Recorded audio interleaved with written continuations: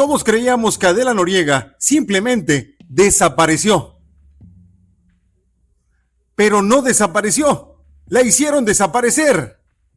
Qué gusto saludarles. Soy Gabriel Cárdenas y esto es Secretos Oscuros de la Fama. Hoy van a saber exactamente qué pasó esa noche, quiénes estuvieron ahí y por qué nadie lo ha contado hasta ahora. Hay una historia que México enterró durante 30 años. La enterraron con dinero, con poder, con el silencio comprado de quienes sabían y callaron. Hoy la desenterramos. Imagina la escena. Una mujer en una cama de hospital. El cuerpo agotado, el dolor de las contracciones, el momento más vulnerable que existe en la vida de un ser humano. Y en ese cuarto, en ese instante exacto, entra otra mujer. No con flores, no con palabras de consuelo. Entra con la furia de quien acaba de descubrir que el hombre que juró amarla lleva años viviendo una vida paralela. Y lo que ocurre después no aparece en ninguna portada de revista. No se transmite en ningún noticiero. Porque el hombre que engañó a las dos tiene suficiente poder para borrar lo que quiera. La mujer que recibe los golpes se llama Adela Noriega. La mujer que los da es la esposa del presidente de México. Eso no es un rumor de vecindad. Eso está documentado. Está escrito. Está grabado. Y durante 3 décadas lo mantuvieron sepultado bajo capas de dinero, de miedo y de conveniencia. Hoy vamos a levantar cada una de esas capas. Pero mira esto. Para entender por qué Adela Noriega terminó en ese hospital, para entender por qué después desapareció del mundo como si nunca hubiera existido, primero tienes que entender quién era esta mujer antes de que el poder la encontrara. Porque el poder no llegó a ella con violencia. Nunca llega así al principio. Llegó como promesa, como protección, como la sensación de que por fin alguien poderoso estaba de tu lado. Adela Amalia Noriega Méndez nació el 24 de octubre de 1969 en la Ciudad de México. No en las colonias de los ricos. No en los fraccionamientos donde los niños crecen sin saber lo que es la escasez. Nació en una colonia popular, en una casa donde el dinero se contaba antes de gastarse y donde los sueños tenían que caber dentro de lo que alcanzaba el sueldo del padre. Su familia era de 3 hijos. Reina, la mayor. Adela, la de en medio. Alejandro, el menor. El padre trabajaba largas horas. La madre hacía lo que podía con lo poco que había. Y entonces llegó el primer golpe. El padre murió cuando Adela era apenas una adolescente. Piénsalo un segundo. No es solo la muerte de un hombre. Es la desaparición de la figura que da orden al mundo de una niña. Es el momento en que el suelo se mueve y ya no vuelve a quedar completamente quieto. Cuando esa figura se va tan pronto, no deja solo tristeza. Deja un hueco, un silencio que con los años se transforma en necesidad. Necesidad de cuidado, de aprobación, de una presencia que de la sensación de que alguien está al mando, de que alguien puede protegerte de lo que viene. Ese hueco no se llena con fama, no se llena con dinero, y los hombres poderosos saben reconocerlo desde lejos. La madre de Adela tuvo que sacar adelante a 3 hijos sola. 3 bocas, 3 futuros, las manos vacías y la voluntad entera. Adela creció viendo eso. Creció entendiendo que en su casa no había margen para el error, que cada peso contaba, que la fragilidad era un lujo que no podían permitirse. Y entonces la televisión la descubrió. O más exactamente, la televisión la necesitaba. Porque Adela Noriega tenía algo que no se fabrica en ningún taller de actuación. Tenía una presencia que atravesaba la pantalla y llegaba directo al pecho. La reina indiscutible de las telenovelas mexicanas. La actriz más hermosa de su generación. La favorita del hombre más poderoso de Televisa. Las portadas. Los contratos millonarios. Los ratings que nadie más podía igualar. Pero aquí viene lo importante. En 1995, cuando Adela ya era una estrella que millones de mexicanos veían cada noche, cuando parecía que por fin había dejado atrás todo el dolor de la infancia, su madre murió de cáncer. Tienes todo el dinero que nunca tuviste de niña. Tienes la fama que cualquier actriz envidiaría. Tienes los contratos y las portadas y los aplausos.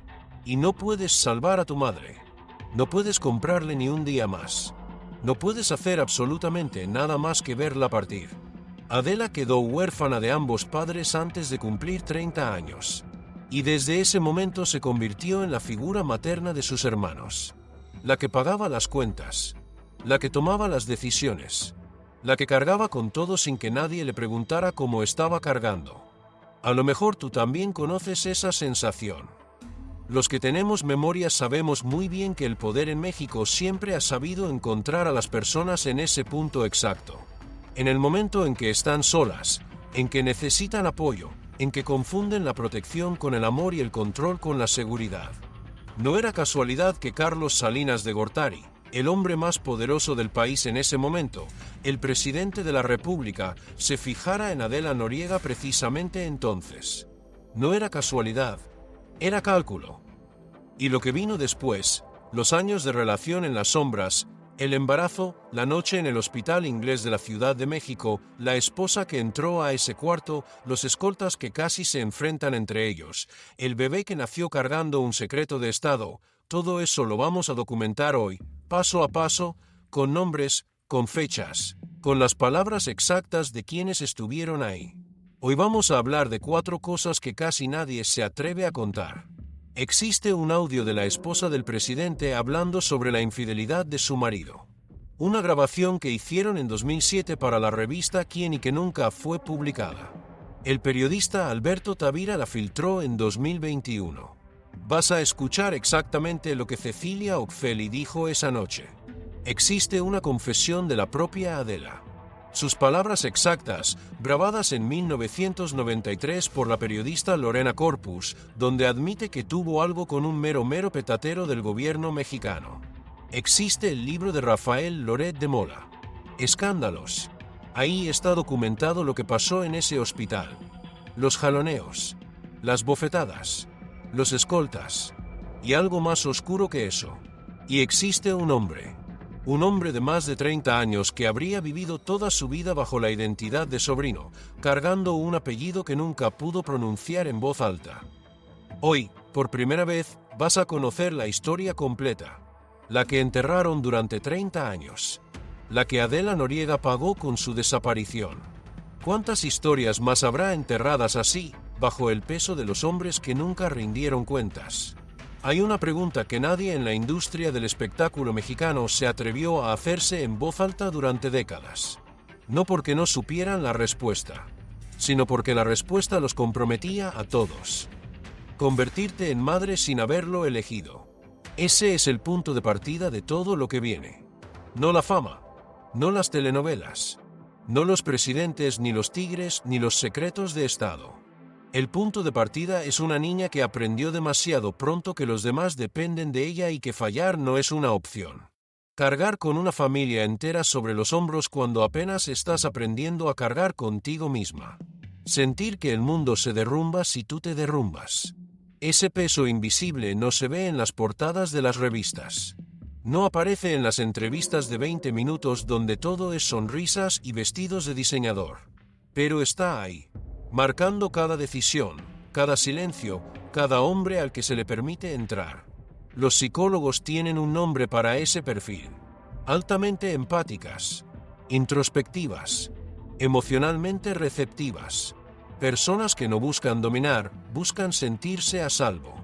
Y cuando el poder se presenta no como amenaza, sino como protección, la línea entre el refugio y la trampa se vuelve peligrosamente difusa. Eso explica todo lo que viene después.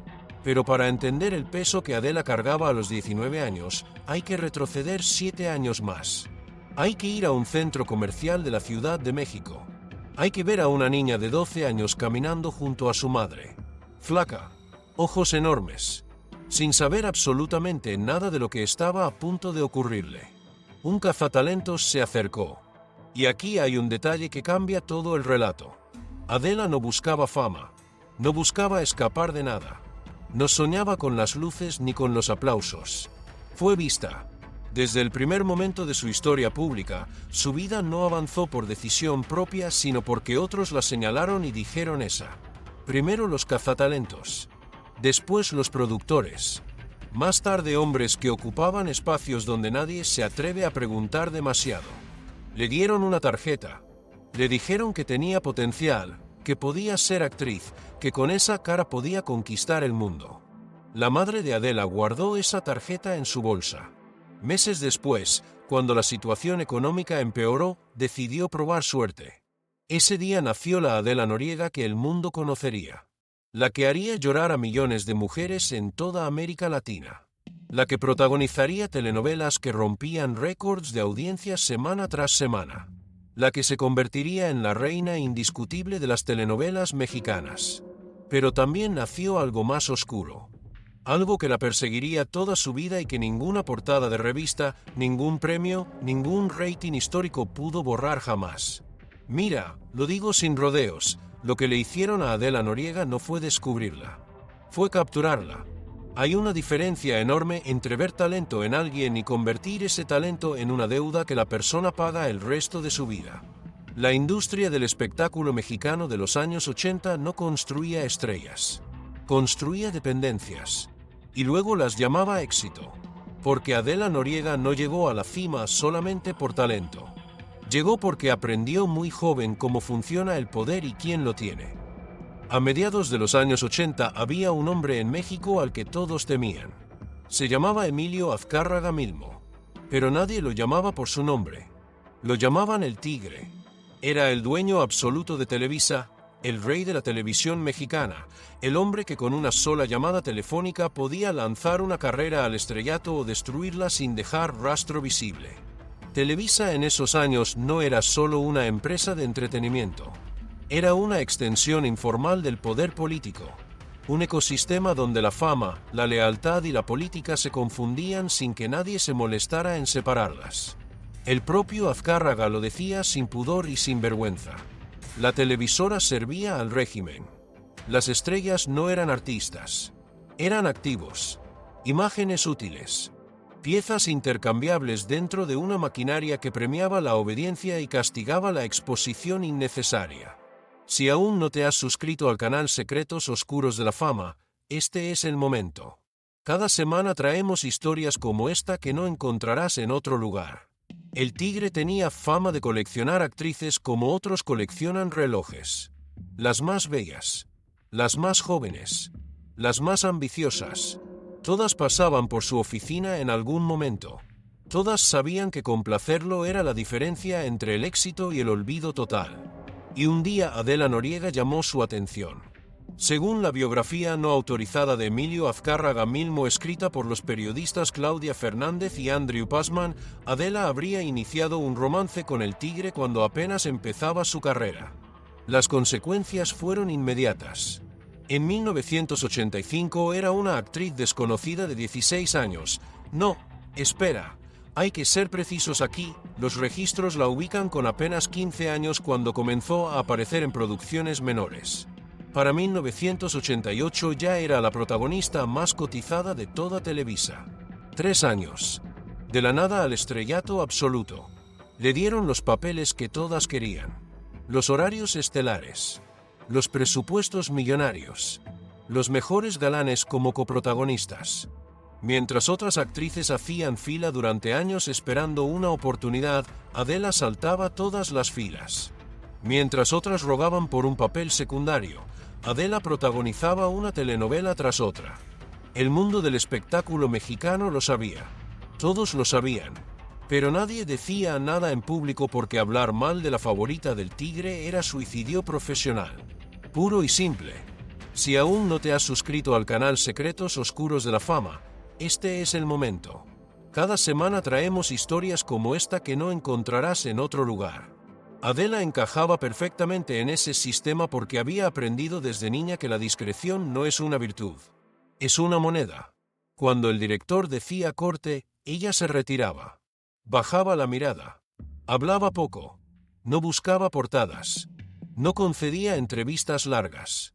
Mientras otras figuras de su generación construían personajes públicos ruidosos, Adela desaparecía entre toma y toma. El silencio ya era su forma de sobrevivir. Le pusieron una corona invisible en la cabeza y la llamaron la reina de las telenovelas. Un título que nadie se atrevía a disputar. Un título que el mundo aplaudía sin preguntarse qué había costado.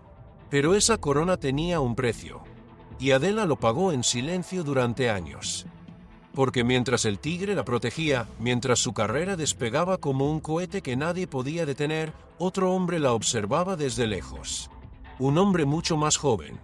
Un cantante que estaba conquistando el mundo con su voz y su rostro de ángel. Y lo que ocurrió entre ellos cambiaría todo. Luis Miguel tenía 14 años. 14 años y ya cargaba el peso de un país entero sobre los hombros. Sus ojos verdes eran lo primero que veías. Después venía la voz. Esa voz que no tenía derecho de existir en un cuerpo tan joven, tan afinada, tan capaz de romperle el corazón a cualquiera que la escuchara. En 1984, Luis Miguel no era una promesa. Era ya una certeza. Los estadios se llenaban. Las adolescentes lloraban en las primeras filas. Los productores se peleaban por su nombre en los créditos. Y él caminaba por los pasillos de Televisa con la seguridad tranquila de quien sabe exactamente cuánto vale. Adela tenía 15, un año más que él. Suficiente para que la distancia fuera invisible. Suficiente para que la historia tuviera sentido. Ella ya aparecía en televisión, ya había probado las cámaras, ya sabía cómo moverse frente a un lente. Pero todavía no era la reina. Todavía estaba construyendo los cimientos de ese trono que vendría después. Y entonces alguien, en algún despacho con aire acondicionado y paredes forradas de discos de oro, tuvo la idea. Juntarlos. Una canción. Un vídeo. Dos adolescentes hermosos que harían suspirar a todo México de norte a sur. La canción se llamaba Palabra de Honor. Y según cuentan quienes estuvieron ahí, quienes lo vivieron desde adentro, esa canción fue escrita pensando en ella. No en una actriz genérica. En Adela. En su cara específica. En la imagen de esos dos jóvenes juntos frente a una cámara. Pero aquí viene lo que nadie te cuenta en las entrevistas de revista. Hay quienes aseguran, y no son pocos, que Luis Miguel pagó 80,000 pesos de su propio bolsillo para que Adela apareciera en ese vídeo. 80,000 pesos en 1984.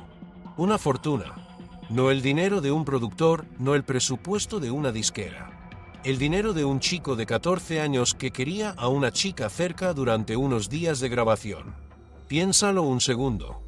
Un adolescente que ya ganaba lo suficiente para pagar fortunas, gastándola no en caprichos de estrellas sino en comprar tiempo con una persona. Eso no es un romance de portada. Eso es obsesión con cara de cuento de hadas. Y el cuento de hadas floreció. Era inevitable que floreciera. Dos jóvenes guapos, talentosos, rodeados de cámaras y aplausos, con el mundo entero rindiéndose a sus pies antes de que ninguno de los dos hubiera cumplido 16 años. La prensa los llamó la pareja perfecta. La princesa de las telenovelas y el príncipe de la canción romántica. México los adoptó como símbolo de algo que quería creer, que la belleza y el talento y el amor podían coexistir sin que nada los destruyera. Pero los que tenemos memoria sabemos muy bien que los cuentos de hadas mexicanos casi nunca terminan bien. Años después, cuando Netflix produjo la serie sobre la vida de Luis Miguel, los guionistas incluyeron un personaje llamado Adela. Una actriz. Una telenovela llamada Quinceañera en los créditos de la historia. Una referencia tan específica, tan deliberada, que solo podía apuntar a una persona real. Netflix no inventó esa historia. La tomó de los testimonios, de lo que todos en el medio sabían desde hacía décadas, de lo que circulaba en susurros entre camerinos y juntas de producción. La confirmó. La puso en pantalla para que el mundo entero la viera. Porque eso es lo que hace el tiempo con los secretos que la industria entierra. Los desentierra. Pero el romance terminó. Claro que terminó. Luis Miguel era joven, era la estrella más grande de su generación, y tenía a su disposición todo lo que un adolescente con poder ilimitado puede imaginar. Dicen que era incapaz de quedarse, que el amor para él era una conquista que perdía su brillo en cuanto se completaba, que había demasiadas manos extendidas, demasiadas sonrisas dirigidas hacia él, demasiadas puertas que se abrían solas. Adela aguantó lo que pudo. Y un día conoció a alguien diferente. Alguien que no le ofrecía canciones ni vídeos ni portadas de revista. Alguien que le ofrecía algo que Luis Miguel, con todo su talento y toda su fama, nunca pudo darle. Poder, protección, un futuro que nadie se atrevería a tocar. Y ese cambio, ese momento que parece un simple relevo sentimental, en realidad fue el principio de todo lo que viene después. Porque mientras Adela protagonizaba en 1988 Dulce Desafío, una de las telenovelas más vistas de su carrera, un hombre llegó al poder en México de la manera más controvertida que este país había visto en décadas. Su nombre era Carlos Salinas de Gortari. Y para entender lo que le pasó a Adela, primero tienes que entender quién era este hombre.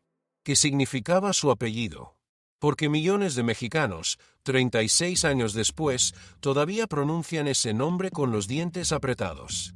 El 6 de julio de 1988, mientras los votos se contaban en todo el país, algo inexplicable ocurrió. Las computadoras dejaron de funcionar.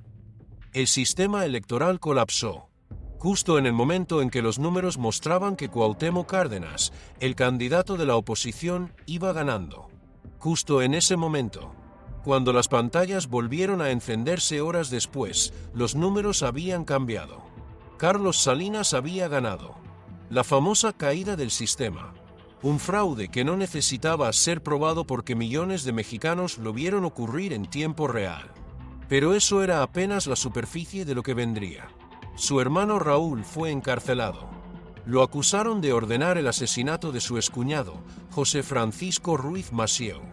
Lo acusaron de acumular más de 100 millones de dólares. No, espera, las investigaciones llegaron a documentar 130 millones de dólares en cuentas suizas que nadie podía explicar con ningún argumento legal.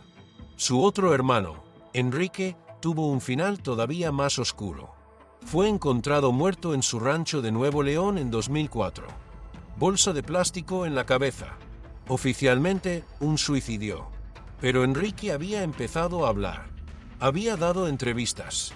Había insinuado cosas sobre su familia que ciertas personas no querían que el mundo escuchara. Y terminó muerto. Guarda ese dato. Porque el silencio que rodeó a todos los que conocían a esta familia no era discreción. Era miedo. El expresidente Miguel de la Madrid, poco antes de morir, dijo públicamente que Salinas tenía vínculos con el narcotráfico. Que había recibido dinero de los cárteles. Que la corrupción de su gobierno no tenía límites conocidos. Y hay algo más. Algo que casi nadie recuerda. Algo que explica, desde la raíz, la clase de historia que estamos contando. En 1951, Carlos Salinas tenía 3 años. Su hermano Raúl tenía 5. Estaban jugando con el rifle de su padre en la casa familiar. Dispararon. Y mataron a la mucama de la familia. Una niña de 12 años llamada Manuela. Lo llamaron un accidente. El caso se cerró. Si aún no te has suscrito al canal Secretos Oscuros de la Fama, este es el momento. Cada semana traemos historias como esta que no encontrarás en otro lugar. Porque lo que viene ahora es exactamente el tipo de historia que la industria lleva décadas intentando que no cuentes. Nadie fue castigado. Piensa en eso un momento. 2 niños de la élite mexicana disparan un rifle y matan a una trabajadora de 12 años. Una niña. Y el caso se cierra. Sin consecuencias. Sin justicia. Sin que nadie rinda cuentas ante nada ni ante nadie. Así ha funcionado el poder en este país durante generaciones. Y ese niño que aprendió desde los 3 años que las vidas de los pobres no cuestan nada, ese niño creció. Estudió en Harvard. Se rodeó de tecnócratas. Se vistió con trajes finos. Y en 1988 se convirtió en el presidente de México. Ese era el hombre que se obsesionó con Adela Noriega. No un admirador anónimo. No un empresario con dinero. El hombre más poderoso del país. Un hombre que había aprendido desde la infancia que lo que él quería, lo conseguía. Que las reglas eran para los demás. Que el silencio de los que lo rodeaban era garantía suficiente para hacer lo que le viniera en gana. Según el libro Escándalos, de Rafael Loret de Mola, Salinas vio a Adela en televisión y quedó cautivado. Esos ojos, esa mezcla de inocencia y de algo más profundo que millones de mexicanos ya habían reconocido en ella antes que él. La favorita de la pantalla chica. La muchacha que hacía llorar a las abuelas y suspirar a los jóvenes. El presidente la quería conocer. Y cuando el presidente de México quiere algo, lo consigue. No llamó a Adela directamente. Eso habría sido demasiado expuesto, demasiado directo. En cambio, marcó al hombre que controlaba su carrera, al hombre que controlaba la televisión mexicana entera. Llamó a Emilio Azcárraga Milmo. El tigre. El dueño de Televisa. Tráeme a esa actriz. 3 palabras. Nada más. Imagina esa escena con toda su crudeza. El hombre más rico de los medios en México, el mismo que había construido a Adela Noriega como estrella, el mismo que la había protegido y proyectado durante años, recibiendo una orden del presidente de la República como si fuera un empleado de mostrador. ¿Qué otra opción tenía? Televisa vivía de las concesiones del gobierno. Sus permisos, sus frecuencias, sus negocios, todo dependía de la buena voluntad del poder político. Decirle que no al presidente no era una opción que existiera en ese universo. Azcárraga obedeció. Y así fue como Adela Noriega conoció a Carlos Salinas de Gortari. Mira, lo digo sin rodeos, esto no fue un romance. Fue una transacción de poder. Una mujer joven, sola frente a la maquinaria más grande del país, entregada por su propio patrón al hombre que mandaba sobre todos. Que nadie me venga a hablar de amor cuando la puerta de entrada fue una orden presidencial y la llave la tenía el dueño de la televisión. Eso tiene un nombre. Y no es bonito. Pero hay un detalle de esta historia que casi nadie recuerda. Y tiene que ver con el silencio. En los años 90 no había mensajes cifrados, no había aplicaciones encriptadas. Las llamadas telefónicas podían ser intervenidas. El presidente de México no podía simplemente marcar el número de su amante desde Los Pinos sin arriesgarse a que alguien escuchara al otro lado de la línea. Entonces usaban intermediarios. Personas de confianza que llevaban mensajes de un lado al otro. Que coordinaban encuentros. Que sabían exactamente dónde estaba el presidente cuando oficialmente no estaba en ningún lugar. Esos intermediarios lo vieron todo. Vieron cómo empezó. Vieron cómo creció. Vieron cómo terminó. Algunos de ellos todavía viven. Y guardan silencio absoluto. ¿Por qué callan? Porque saben lo que le ocurre a la gente que habla de más sobre Carlos Salinas de Gortari. Recuerda a Enrique, el hermano, la bolsa de plástico, el rancho de Nuevo León. El silencio no es discreción, es memoria. El romance duró todo el sexenio. 6 años completos. De 1988 a 1994. Mientras Salinas firmaba el TLC. Mientras privatizaba empresas que habían costado décadas construir. Mientras la prensa internacional lo llamaba el modernizador, el reformador, el hombre que llevaba a México al primer mundo. Y mientras tanto, en casa, Cecilia Oxeli, su esposa, sus 3 hijos, la imagen de familia perfecta que el régimen necesitaba proyectar. 1988, presidente recién electo, fotografías de familia en los periódicos. 1993, amante embarazada, escándalo a punto de estallar. 5 años de mentiras sostenidas con silencio y con miedo. Adela se convirtió en la mujer que esperaba cuando terminaban las reuniones de gabinete. La que recibía las llamadas a altas horas de la noche. La que cargaba el secreto más peligroso de México sin poder contárselo a nadie. Y entonces, en 1993, algo se rompió. La periodista Lorena Corpus entrevistó a Adela para el periódico Reforma. Una entrevista aparentemente inocente. Carrera, proyectos, vida personal. Pero Corpus hizo la pregunta que nadie se había atrevido a hacer en voz alta. Le preguntó si había tenido pretendientes poderosos. Hombres del gobierno. Hombres con influencia.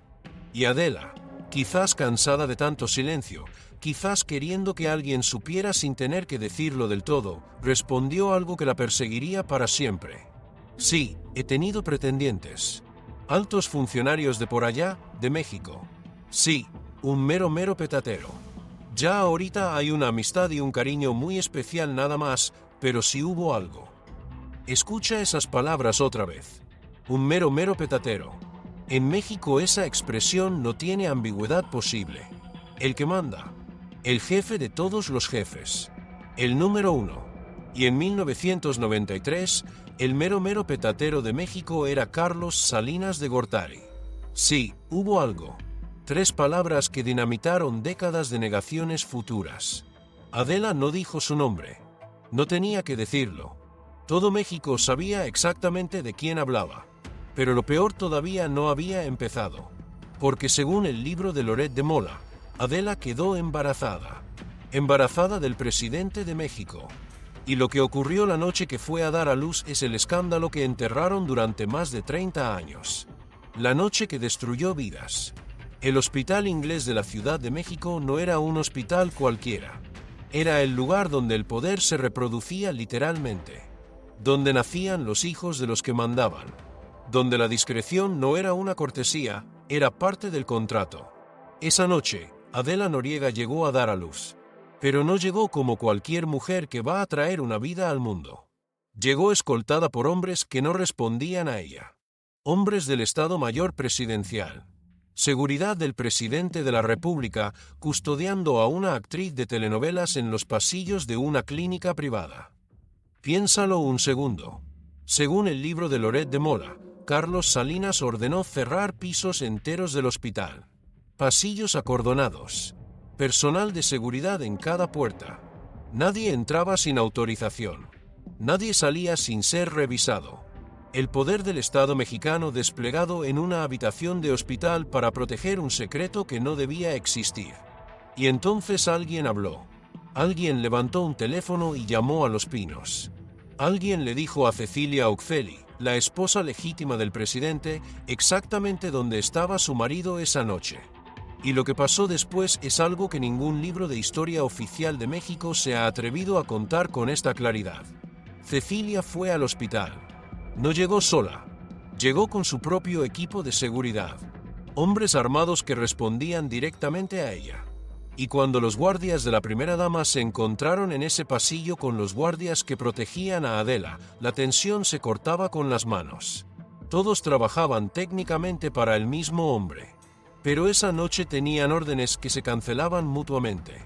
Los de Adela tenían instrucciones de no dejar pasar a nadie. Nadie significaba nadie. Ni siquiera la esposa del presidente. Los de Cecilia tenían una sola instrucción: proteger a la primera dama. Y si ella quería entrar a esa habitación, ellos iban a asegurarse de que entrara. Imagina ese pasillo. Hombres entrenados para matar, mirándose fijamente bajo la luz fría de un hospital, las manos cerca de las armas, esperando la primera orden. Nadie disparó, pero estuvieron cerca, muy cerca. Lo que ocurrió adentro de esa habitación es devastador. Según la investigación de Loret de Mola, hubo jaloneos entre las dos mujeres. La primera dama de México enfrentándose a la actriz que estaba pariendo al hijo de su esposo. Según el libro, Cecilia le habría dado bofetadas a Adela Noriega. En medio del parto, en medio del dolor físico más extremo que puede vivir un cuerpo humano, la esposa del presidente golpeando a la mujer que amaba a su marido. Hay momentos en que la historia deja de ser política y se convierte en algo más antiguo, más oscuro, más humano. Este es uno de esos momentos. Los escoltas de Adela intentaron intervenir. Los guardias de Cecilia también estaban armados. Hombres del presidente contra hombres del presidente, en un hospital, por dos mujeres que amaban al mismo hombre que las había puesto en ese cuarto. Salinas fue informado de inmediato. El presidente de México recibió una llamada en medio de la madrugada. Su esposa había descubierto su secreto. Había ido al hospital. Había confrontado a su amante. Y lo que hizo después es lo que Loret de Mola solo sugiere, sin decirlo del todo, pero con una precisión que no deja lugar a interpretaciones cómodas. El libro escribió que después del incidente, Cecilia Oxfeli debió permanecer recluida durante 2 semanas. No, según las fuentes que cita Loret de Mola fueron casi 3 semanas, en espera de que los hematomas desaparecieran.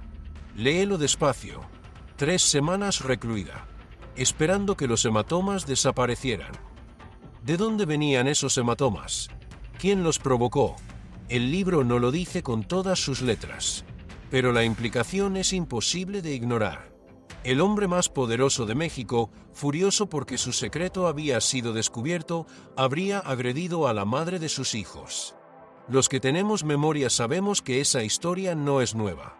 Conocemos a mujeres que han vivido algo parecido. Mujeres castigadas por descubrir la verdad. Mujeres convertidas en culpables por atreverse a exigir respeto dentro de su propia casa. Mujeres que aprendieron a callarse para sobrevivir. ¿Y qué pasó con el bebé esa noche? Si Adela estaba dando a luz cuando Cecilia llegó, ¿nació ese niño en medio del caos? Los médicos tuvieron que intervenir para proteger a un recién nacido mientras dos mujeres se enfrentaban y hombres armados se miraban en el pasillo. ¿Alguien se llevó a ese bebé antes de que terminara la noche? Esas preguntas no tienen respuesta pública. Son parte del silencio que Adela Noriega se llevó consigo a Florida. El silencio que lleva décadas guardando. Pero lo que sí sabemos es esto: el escándalo se contuvo. En esa época no había redes sociales. No había teléfonos con cámara. Los medios de comunicación dependían del gobierno para respirar. Nadie iba a publicar nada que pusiera en riesgo su relación con Los Pinos. Los rumores corrieron. En los pasillos de Televisa. En las fiestas de la élite. En los círculos donde el poder se reproduce a sí mismo en voz baja. Todo el mundo sabía. Nadie decía nada. El poder en México siempre ha funcionado así. Todo se sabe. Nada se dice. Y los que se atreven a hablar aprenden rápido lo que les cuesta. Después de esa noche, la pareja presidencial siguió fingiendo. Sonrisas en eventos públicos. Fotos familiares en las revistas del corazón. La imagen del matrimonio ejemplar que el país necesitaba ver para creer que todo estaba en orden. Pero nada estaba en orden.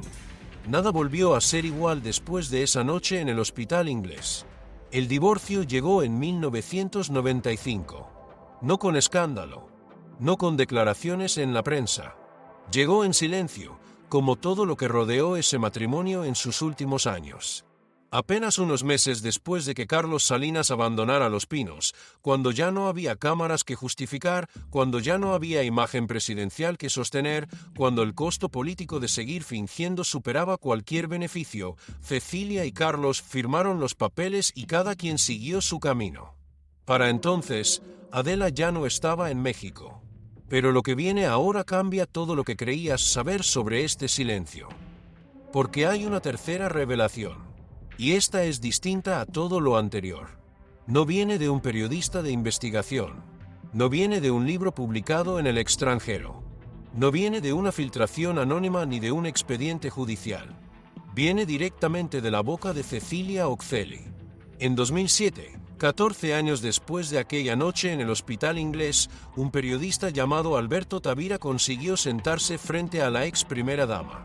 La entrevista era para la revista Quién, una publicación de sociales, el tipo de perfil que se hace cuando alguien quiere mostrar que ya superó el pasado. Preguntas sobre su nuevo matrimonio, sobre sus hijos, sobre cómo había reconstruido su vida después del divorcio. Nada amenazante, nada que pusiera en riesgo la imagen cuidadosamente reconstruida de una mujer que había sobrevivido. Y entonces Tavira hizo la pregunta que todos querían hacer y nadie se atrevía. Le preguntó sobre los rumores, sobre Adela Noriega, sobre la infidelidad de su ex esposo.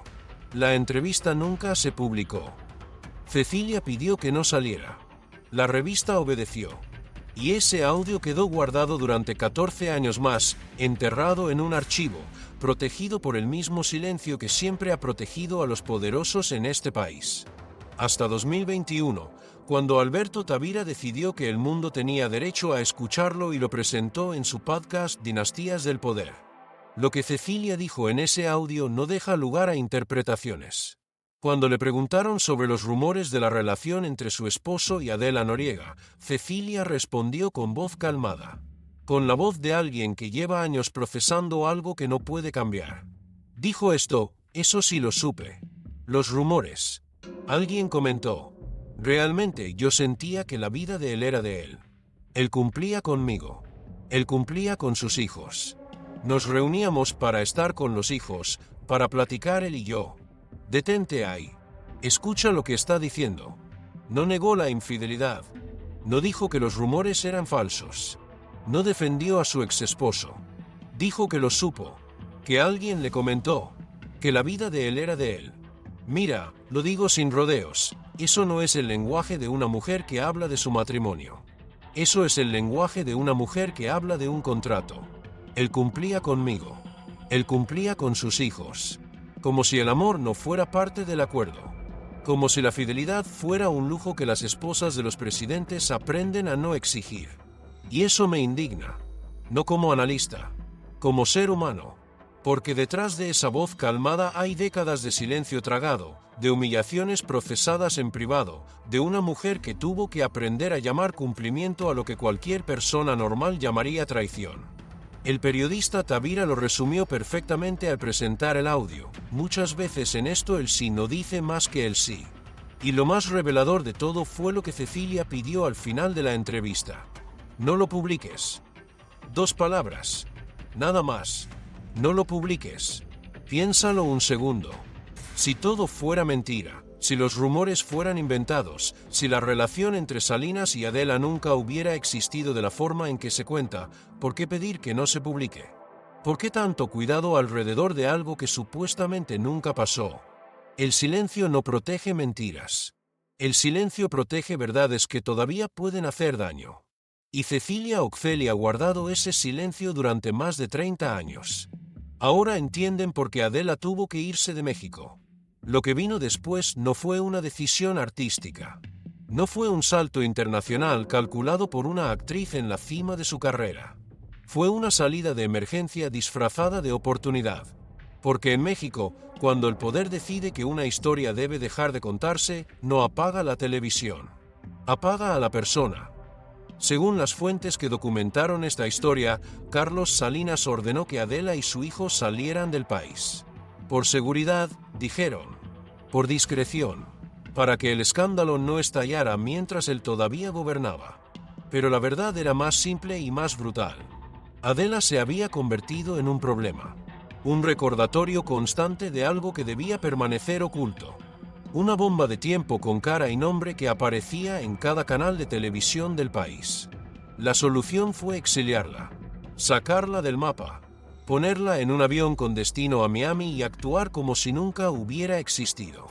1988, reina de las telenovelas. Millones la adoraban. 1993, exiliada en Miami. Borrada del mapa. 5 años. De la cima al destierro. Adela firmó contrato con Telemundo, la competencia directa de Televisa. Fue lo único que pudo conseguir. Ninguna cadena mexicana la quería. Ningún productor se atrevía a trabajar con ella. Televisa la vetó oficialmente por traición, por haberse ido a la competencia. Esa fue la excusa pública. Pero la verdad era otra. La vetaron porque sabía demasiado. Porque había estado demasiado cerca del poder. Porque su sola presencia en una pantalla mexicana era un recordatorio de algo que debía permanecer enterrado. La actriz más famosa de México se convirtió en una desconocida en Miami. Y aquí es donde el dinero entra en la historia. Porque el exilio no se sostiene solo con distancia. Se sostiene con millones. Con una estructura diseñada para que nada se rompa, para que nadie hable, para que el silencio no dependa de la voluntad de una persona sino de su necesidad económica. Pasaron años. Años de silencio. Años de olvido. Adela desapareció de la conversación pública mexicana con una eficiencia que solo el poder real puede producir. Pero entonces algo que nadie esperaba cambió el tablero. El tigre Azcárraga enfermó de cáncer. El hombre que había sido el rey absoluto de la televisión mexicana durante décadas estaba muriendo. Y antes de partir, según lo que se documentó después, quiso hacer algo que nadie en su círculo anticipaba. ¿Qué le dices a alguien que sabe demasiado cuando ya no tienes el poder de silenciarla con miedo?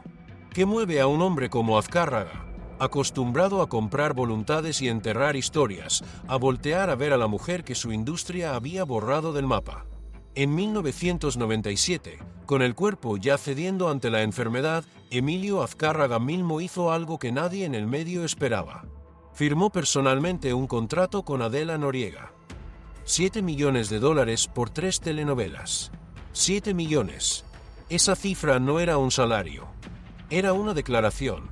Era el tipo de número que no se negocia en una sala de juntas ordinarias, sino en un despacho donde las palabras pesan más que los papeles. En la industria del entretenimiento mexicano de los 90, esa cantidad era obscena. Era más de lo que la mayoría de los actores verían en toda una carrera combinada. Era suficiente para comprar silencio durante generaciones. Y el medio lo sabía. Los que estaban dentro de Televisa en ese momento recuerdan el impacto. Nadie entendía por qué. Nadie se atrevía a preguntar en voz alta. Algunos construyeron la narrativa más cómoda. El tigre quería despedirse de su antigua favorita. Nostalgia de un hombre que se estaba muriendo. Un gesto de generosidad antes del final. Una historia bonita para un momento oscuro. Pero los que tenemos memoria sabemos que los hombres como Azcárraga no firmaban cheques de $7 millones por nostalgia. Otros susurraban algo completamente distinto en los pasillos. Decían que ese contrato no había nacido en la mente del tigre.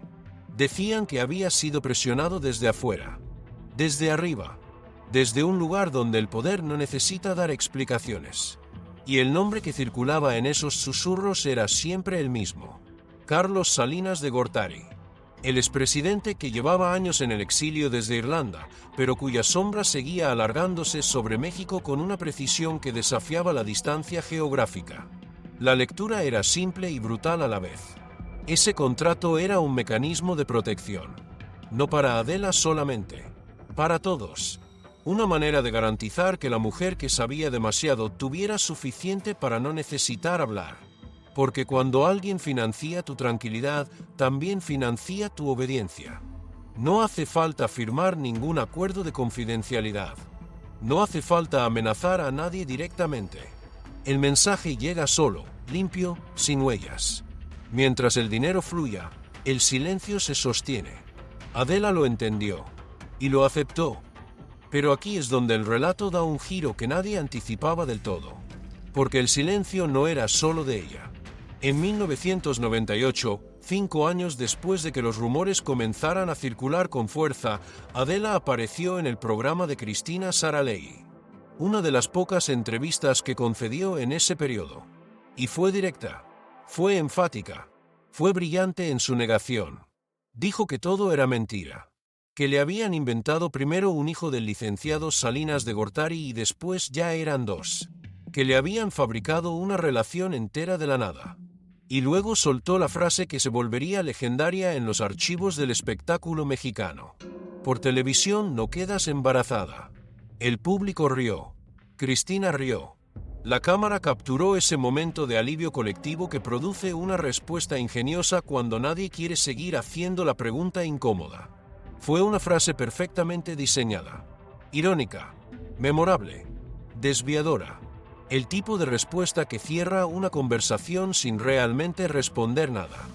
El tipo de frase que solo construye alguien que ha ensayado ese momento durante años, que sabe exactamente cómo funciona la psicología de una audiencia en vivo, que entiende que hacer reír a la gente es la forma más eficiente de hacer que dejen de pensar. No convenció a nadie que conociera la historia completa. Porque durante años, periodistas y fotógrafos documentaron algo que no encajaba con la versión oficial. Un niño que aparecía junto a Adela en eventos. Un niño que la acompañaba en los sets de grabación. Un niño que vivía bajo un sistema de protección que no se improvisa en una tarde. Escoltas privados, colegios discretos donde nadie hace preguntas, rutinas que cambian constantemente, residencias que rotan entre Miami, zonas exclusivas de California y estancias temporales en México bajo perfiles tan bajos que casi rozaban la invisibilidad. Ella siempre tenía la misma respuesta.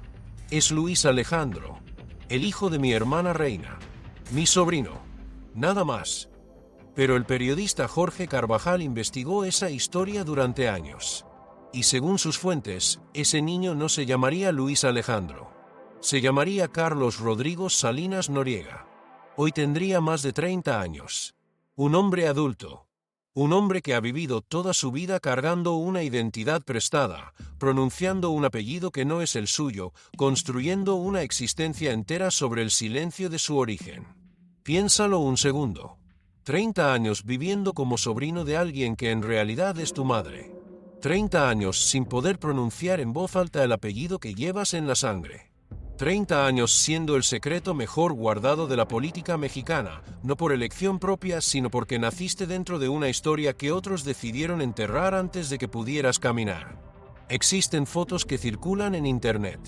Fotos donde aparece Adela junto a Carlos Salinas de Gortari y entre ellos un niño pequeño que los mira a los dos con esa mirada específica que los niños pequeños reservan para las personas que son su mundo entero. Nadie ha desmentido esas fotos. Nadie ha explicado quién es ese niño. Nadie ha dado una versión oficial de lo que muestran. Y en 2024, durante la Casa de los Famosos México, la periodista Sanit Berman lo dijo sin filtros, sin diplomacia, sin el cuidado calculado que caracteriza a quienes todavía le temen a las consecuencias. Ay, claro que sí. Hasta tiene hijos con él. Sanit Berman lleva más de 4 décadas cubriendo el espectáculo mexicano. Conoce todos los secretos. Sabe dónde están enterrados todos los cadáveres. Y para ella no hay ninguna duda. Pero aquí es donde el relato se vuelve más oscuro todavía. Porque Carlos Rodrigo no heredó solo dinero. No heredó solo propiedades ni inversiones ni los contactos discretos que garantizan una vida sin sobresaltos. Heredó algo mucho más pesado que todo eso. Heredó el silencio. Heredó una identidad que no puede reclamar públicamente sin detonar una bomba política cuyas esquirlas alcanzarían a demasiada gente. Heredó la disciplina de la invisibilidad, la cultura de seguridad, la idea profunda, casi genética a estas alturas, de que la vida se puede vivir en plenitud siempre y cuando nadie te vea realmente. Durante los años 90, Adela fue el escudo. Ella enfrentó los rumores, las miradas insistentes, las preguntas que se formulaban en susurros porque nadie se atrevía a hacerlas en voz alta. Eligió callar para que él pudiera crecer lejos del foco, para que pudiera tener algo parecido a una infancia normal dentro de circunstancias que no tenían nada de normales. Pero con el paso del tiempo ese equilibrio se invirtió. Cuando Adela tomó la decisión definitiva de no regresar a la televisión en 2008, fue él quien asumió el papel de protector. Se convirtió en el administrador de la normalidad. Se encargó de los asuntos prácticos, de las inversiones, de las propiedades, de los contactos necesarios para que su madre no tuviera que dar la cara nunca más. Y aquí estamos con esa imagen en la cabeza. Una mujer que lo tuvo todo y eligió desaparecer, no por debilidad, por algo mucho más complicado que eso. Porque a veces el silencio no es rendición, a veces es la única forma de proteger lo que más quieres. Muchos de ustedes han vivido algo parecido, no con cámaras ni con presidentes de por medio, claro, pero sí con esa sensación de tener que borrarte para que alguien más pueda existir, de cargar un secreto que no es tuyo, pero que de todas formas te pesa. Lo que me pregunto y quiero saber qué piensan ustedes en los comentarios es esto. ¿Adela eligió realmente su silencio o se lo impusieron tan gradualmente que ya no supo distinguir la diferencia? Si esta historia te movió algo por dentro, hay mucho más esperándote en Secretos del Poder Mexicano. Suscríbete, porque estas historias no las vas a encontrar en otro lado. Cuando cae la fachada, lo único que queda es la verdad que siempre estuvo ahí.